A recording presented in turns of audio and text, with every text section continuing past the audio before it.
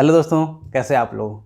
दोस्तों, मेट्रो में काम करना बहुत लोगों का इच्छा होता है और कई लोगों का सपना भी होता है खास हम मेट्रो में घूमने का मौका मिल जाए। तो इसी कैटेगरी में यूपी एमआरसी यानी Uttar Pradesh metro rail corporation latest vacancy announce कर दी है। तो आज के इस वीडियो में बात करेंगे इसी के डिटेल्स के बारे में है कि क्या एलिजिबिलिटी क्राइटेरिया, कौन कौन से अप्लाई कर सकता है और कैसे अप्लाई कर सकते हैं। तो लेट्स डू इट।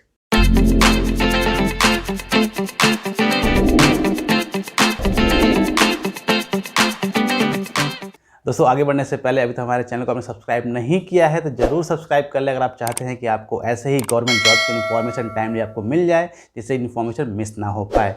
तो सब्सक्राइब करना मत भूलें और सब्सक्राइब करने के बाद बेल आइकन को जरूर दबा दीजिएगा। और हाँ, जितना हो सके अपने दोस्तों के साथ जरूर शेयर करिएगा ताकि उनको भी इन्फॉर्मेशन मिल सके। दोस्तों, बात करते हैं इस वैकेंसी के बारे में। तो आप जानते हैं कि मेट्रो अभी दिल्ली में चलती है और बहुत सारी सिटीज़ में, बेंगलोर में भी अनाउंस हो गई है, चल रही है वहाँ पे भी। लेकिन जो वैकेंसी ये है उत्तर प्रदेश के लिए। आप देखेंगे कि लखनऊ में ऑलरेडी मेट्रो चल रही है जो कि LMRC है, लखनऊ मेट्रो रेलवे कॉरपोरेशन। तो जो यूपी की मेट्रो है ये जॉइंट वेंचर है आपका गवर्नमेंट ऑफ इंडिया का और उत्तर प्रदेश गवर्नमेंट का। दोनों का इसमें 50-50 आपका पार्टनरशिप है। तो उसी कैटेगरी में दो जगह जहाँ पे आगरा और आपके कानपुर में मेट्रो आपका अनाउंस किया गया है, तो वहाँ के लिए वैकेंसीज अनाउंस की गई हैं जो कि डिफरेंट कैटेगरीज में है। तो सबसे पहले बात करते हैं इंपॉर्टेंट डेट्स की। तो जो एप्लीकेशन है, ऑलरेडी एप्लीकेशन जो है स्टार्ट हो गई है, जो कि डेट थी 11 मार्च 2021 है और लास्ट डेट अप्लाई करने का है वो है आपका 2 अप्रैल 2021। और एडमिट कार्ड डाउनलोड करने का डेट भी है 10 अप्रैल 2021। और जो रिटन एग्जाम्स होने हैं उसके जो टेंटेटिव डेट्स है उसको भी ऑलरेडी अनाउंस कर दी गई है, वो ऑलमोस्ट 17 अप्रैल 2021 को है। अब दोस्तों, बात करते हैं वैकेंसी डिटेल्स की। तो इसमें कई सारी वैकेंसीज हैं, तो हर वैकेंसीज का अलग अलग पोस्ट दिया गया है और अलग अलग क्राइटेरिया दिया है। तो स्टेप बाय स्टेप समझते हैं कि किस वैकेंसी के लिए कितनी पोस्ट्स हैं। तो सबसे पहले बात करते हैं नंबर 1 पोस्ट की, जिसको नाम दिया गया असिस्टेंट मैनेजर ऑपरेशन, जिसका जो पोस्ट कोड है वो है E01। ध्यान रखिएगा कि पोस्ट कोड बहुत इंपॉर्टेंट है क्योंकि कई सारे पोस्ट हैं, तो इसी के अकॉर्डिंग आप इसको सॉर्ट आउट कर पाएंगे। इसको जो ग्रेड पे होगा इस पोस्ट के लिए होगा 50,000 से लेकर 1,60,000 तक आपकी सैलरी होगी। बात करते हैं नंबर ऑफ़ वैकेंसीज़ की। तो इसमें आपको टोटल नंबर ऑफ़ वैकेंसीज हैं 6, जिसमें आपके 4 जो है अनरिजर्व एंड जनरल कैटेगरी के लिए रखी गई हैं। OBC के लिए 1 है और SC के लिए इसमें 1 है और 1 आपकी वुमेन्स कैटेगरी के लिए रखी गई हैं। बात करते हैं एजुकेशन क्वालिफिकेशन की। तो जिन लोगों ने BE BTech किया हुआ है या इसी इक्विवेलेंट आपने कोई कोर्स किया हुआ है इलेक्ट्रॉनिक्स या इलेक्ट्रिकल से, तो इस पोस्ट के लिए आप एलिजिबल हैं। साथ में एक और चीज़ सबसे ज़्यादा कंपलसरी की गई है कि आपको मिनिमम, अगर आप बिलोंग करते हैं जनरल OBC कैटेगरी से, तो आपको मिनिमम 60% मार्क्स लाने कंपलसरी हैं। यानी आपके मार्क्स 60% होने चाहिए। प्लस अगर आप बिलोंग करते हैं SC ST कैटेगरीज के लिए, तो उनके लिए रिलैक्सेशन दिया गया है, वहाँ पर आपको 50% मार्क्स चाहिए होंगे। बात करते हैं एज लिमिट की। तो जो एज लिमिट है आपकी 21 ईयर्स मिनिमम है और मैक्सिमम आपकी 28 ईयर्स है। उसके बाद भी जो एज पर गवर्नमेंट नॉर्म्स जो एज की रिलैक्सेशन होती है, SC ST के लिए 5 ईयर्स और OBC के लिए 3 ईयर्स, ये भी इसमें अप्लीकेबल हैं।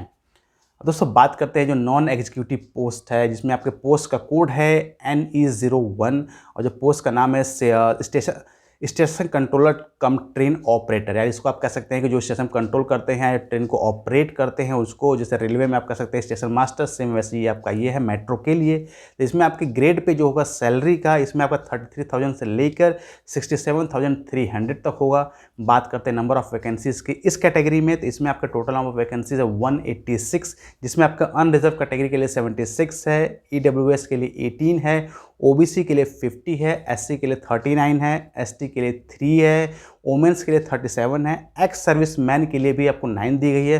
And then dependent of freedom fighters, जो डिपेंडेंट्स होते हैं फ्रीडम फाइटर्स को, उनके लिए भी स्पेशल 3 वैकेंसीज लिखी गई हैं और ये आपकी घट बढ़ सकती हैं। बात करते हैं एजुकेशन क्वालिफिकेशन के लिए इस पोस्ट के लिए। तो आपको 3 इयर्स का डिप्लोमा चाहिए अपने इंजीनियरिंग का, इलेक्ट्रॉनिक्स में आप या टेलीकम्युनिकेशन में आपके पास डिप्लोमा होना चाहिए। यानी अगर आपके पास BE BTech नहीं है तो भी कोई दिक्कत नहीं है, डिप्लोमा आपके पास होना चाहिए।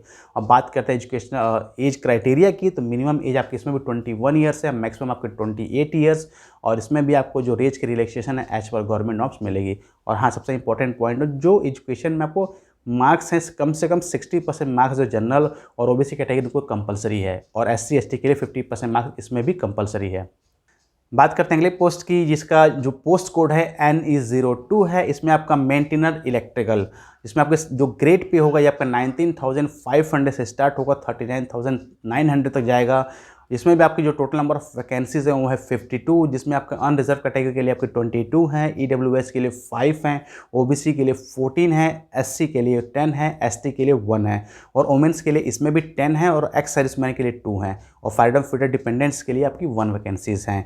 अब बात करते हैं एजुकेशन क्वालिफिकेशन की, तो आपने ITI किया हो आपका NCVT से या SCVT से जो इलेक्ट्रिकल से, और प्लस मिनिमम 60% मार्क्स इसमें भी कंपलसरी हैं जनरल और OBC के लिए, और SC ST के लिए 50% मार्क्स कंपलसरी हैं। इसमें भी आपकी जो एज की क्राइटेरिया हो 21 ईयर्स आपकी मिनिमम और मैक्सिमम आपकी 28 ईयर्स, और रिलैक्सेशन जो हो एज पर गवर्नमेंट नॉर्म्स होगा। अब बात करते हैं अगले पोस्ट की जो है मेंटेनर, जिसको आपका पोस्ट कोड है NE03, जिसकी आपकी सैलरी का जो पे स्केल होगा आपका 19,500 से स्टार्ट होकर 39,900 तक जाएगा। और इससे बात करते हैं वैकेंसी डिटेल्स की, तो टोटल नंबर ऑफ वैकेंसीज इसमें है 24, जिसमें आपकी अनरिजर्व के लिए 11 है, EWS के लिए 2 हैं, OBC के लिए 6 हैं, SC के लिए 5 है, वुमेन के लिए 4 हैं और एक्स सर्विसमैन के लिए 1 वैकेंसीज हैं। और इसमें भी आपने ITI किया हो NCVT से, SCVT से, इलेक्ट्रॉनिक मैकेनिक ट्रेड से, उसमें भी आपके जो एजुकेशन क्वालिफिकेशन है उसमें आपके 60% मार्क्स कंपलसरी हैं और 50% मार्क्स जो है SC ST कैटेगरी के लिए। एज की लिमिट की बात करते हैं तो इसमें भी एज की जो लिमिट है आपकी 21 ईयर्स मिनिमम है और मैक्सिमम आपके 28 ईयर्स, और एज का रिलैक्सेशन एज पर गवर्नमेंट नॉर्म्स हैं। बात करते हैं अगले पोस्ट की जो है मेंटेनर सिविल का, जिसमें आपका पोस्ट का कोड दिया गया NE04। इसकी सैलरी भी आपकी 19,500 से स्टार्ट होकर 39,900 तक जाती है। और इसके टोटल नंबर ऑफ वैकेंसीज़ की बात करते हैं तो इसमें भी टोटल नंबर ऑफ वैकेंसीज आपके हैं 24, जिसमें आपकी जनरल कैटेगरी के लिए 11 है, EWS के लिए 2 है, OBC के लिए 6 हैं, SC के लिए 5 हैं, वुमेन के लिए 4 है और एक्स सर्विसमैन के लिए 1 है। इसमें भी आपने ITI किया होना चाहिए NCVT से या SCVT से, जो किसी भी फिटर ट्रेड में, जो कि मिनिमम आपको 60% मार्क्स इसमें भी चाहिए और 50% मार्क्स आपके SC ST कैंडिडेट्स के लिए। एज की बात करते हैं एज की, तो एज भी मिनिमम आपका 21 ईयर्स होना चाहिए और मैक्सिमम आपका 28 ईयर्स एज होना चाहिए। अब दोस्तों बात करते हैं सिलेक्शन प्रोसेस का। किसी भी जॉब में सबसे इंपॉर्टेंट पॉइंट होता है कि सिलेक्शन प्रोसेस कैसे होगा। तो दोस्तों जो पोस्ट कोड आपका है, पोस्ट कोड E01 है, इसमें आपका जो सिलेक्शन प्रोसेस 2 स्टेजेस में होगा। पहला आपका रिटन टेस्ट होगा, फिर फॉलोड बाय मेडिकल एग्जामिनेशन और डॉक्यूमेंट वेरिफिकेशन, ये आपका है। नेक्स्ट जो आपका station controller cum train operator है, जिसका पोस्ट कोड जो है NE01 है, इसका सिलेक्शन प्रोसेस का आपका 3 स्टेज में होगा। एक आपका रिटन टेस्ट होगा, सेकंड आपका साइको होगा। साइको देखिए बहुत इंपॉर्टेंट होता है साइको, क्योंकि आप ट्रेन कंट्रोलर है तो आपका मेंटल जो एबिलिटी है बहुत स्ट्रांग होना चाहिए कि आप किसी भी सिचुएशन को हैंडल कर सकें। इसके लिए टेस्ट बहुत ही कंपलसरी होगा और उसके बाद आपका डॉक्यूमेंट वेरिफिकेशन है। नेक्स्ट आपका है जो मेंटेनर पोस्ट है या आपका जो NE02 पोस्ट है, NE03 और NE04, इसका सिलेक्शन प्रोसेस केवल आपका रिटन टेस्ट होगा और फिर डॉक्यूमेंट वेरिफिकेशन प्लस मेडिकल। तो ये 2 तरह के आपके टेस्ट इसमें फॉलो किए जाएंगे। दोस्तों बात करते हैं रिटन टेस्ट की, तो रिटन टेस्ट आप जानते हैं CBT होगा, यानी कंप्यूटर बेस्ड आपका टेस्ट होगा, जिसमें आपके सब ऑब्जेक्टिव टाइप क्वेश्चंस होंगे। ये पेपर आपका बाय लैंग्वेज में होगा। बाय लैंग्वेज मीन्स आपका हिंदी और इंग्लिश दोनों में पेपर होगा, जिसमें आप कंफर्टेबल होंगे उसको आपको चूज़ कर सकते हैं या उसमें पेपर आप दे सकते हैं। बात करते हैं कि टेस्ट में क्या क्या आएगा, तो नॉर्मली जो टेस्ट में आते हैं जनरल नॉलेज आएगा आपका, English language, general awareness, logical ability, quantity aptitude and knowledge of the discipline. जिस नॉलेज ऑफ डिसिप्लिन मीन्स जिस ट्रेड में अप्लाई करना जा रहे हैं उसके रिगार्डिंग आपसे क्वेश्चंस पुटअप कर जाएंगे। जिसमें बात करते हैं कि क्वेश्चंस के, तो टोटल नंबर ऑफ क्वेश्चन आपके 140 क्वेश्चंस होंगे आपके E01 पोस्ट कोड में और NE01 में, और सभी क्वेश्चन जो 1 नंबर कैरी एक मार्क्स को कैरी करेंगे। वहीं पर 100 क्वेश्चन आपके होंगे NE02 और NE04 के लिए। साथ में इसमें आपको नेगेटिव मार्किंग भी होगी, 1/3 आपकी नेगेटिव मार्किंग होगी। जो टोटल टाइम होगा पेपर देने का वो आपका होगा 2 आवर्स।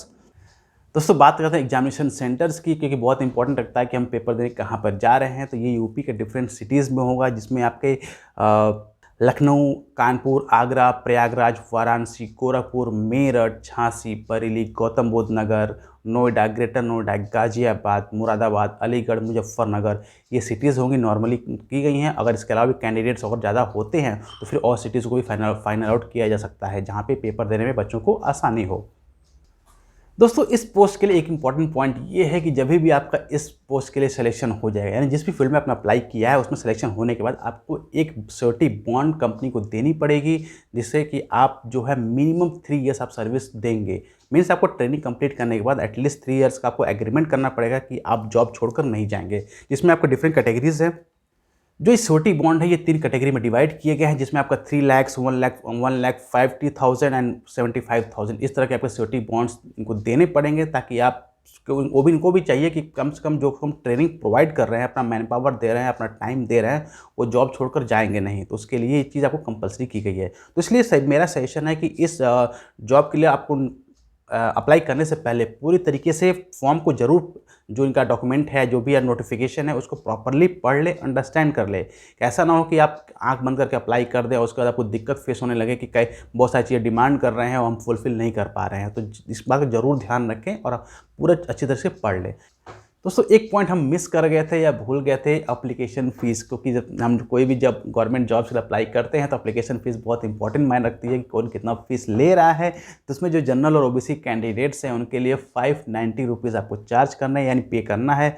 वहीं पे जो SC ST कैंडिडेट्स हैं उनके लिए 236 रुपीज़ सबमिट करने हैं। और ये पेमेंट का मोड आप जैसे चाहे वैसे पे कर सकते हैं, चाहे आप ATM से करिए, डेबिट कार्ड से करिए, इंटरनेट बैंकिंग से करिए, वॉलेट से करिए। और अप्लाई करने का तरीका बहुत ही सिंपल है। आपको ऑनलाइन जाना है, ऑनलाइन इसकी साइट पर, वहाँ पर आपको अप्लाई कर देना, सारी डिटेल्स वहाँ पर आपको फिल कर दी है। तो दोस्तों ये थी पूरी डिटेल्स आपकी इस जॉब के बारे में। तो उम्मीद करता हूँ वीडियो को पसंद आए तो इसके एक लाइक तो ज़रूर बनता है। साथ ही इस वीडियो को अपने फ्रेंड्स के पास ज़रूर शेयर करें, उनके, क्योंकि बहुत सारे लोग मेट्रो को देख के बहुत खुश होते हैं कि काश मैं भी जॉब कर सकूँ या मैं काम कर सकूँ। तो उनके लिए अच्छी खबर है। तो पूरा वीडियो देखने के लिए प्यारपूर्वक धन्यवाद।